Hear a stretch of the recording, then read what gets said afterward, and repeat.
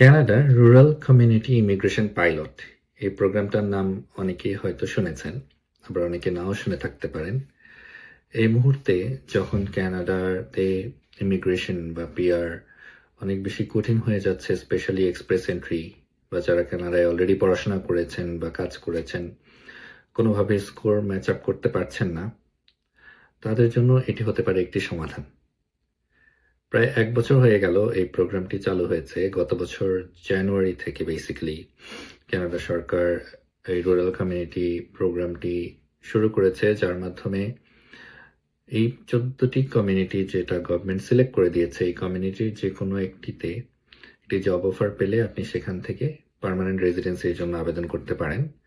এবং গত ১ বছরে প্রায় ১,০০০-এরও বেশি মানুষ এই প্রোগ্রামের মাধ্যমে অলরেডি পার্মানেন্ট রেসিডেন্সি অ্যাচিভ করেছে।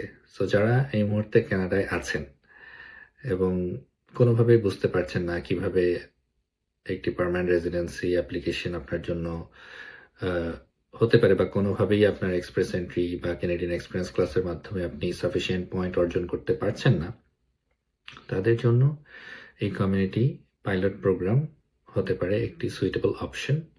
শুধু তাই নয়, কানাডার বাইরে থেকেও কেউ এই যে কোনো একটি কমিউনিটিতে যদি কোনোভাবে জব অফার ম্যানেজ করতে পারেন এবং কমিউনিটি থেকে একটি সাপোর্ট এনশিওর করতে পারেন, সেক্ষেত্রে আপনিও পার্মানেন্ট রেসিডেন্সির জন্য আবেদন করতে পারেন। বিস্তারিত কমেন্টে দেওয়া থাকলো এবং কনসালটেশনের জন্য যোগাযোগ করতে পারেন। আমি মার্টিন গনজালভেস, RCIC, আমার অফিস বাংলাদেশে, MG immigration. Nice to see you all. Talk to you again.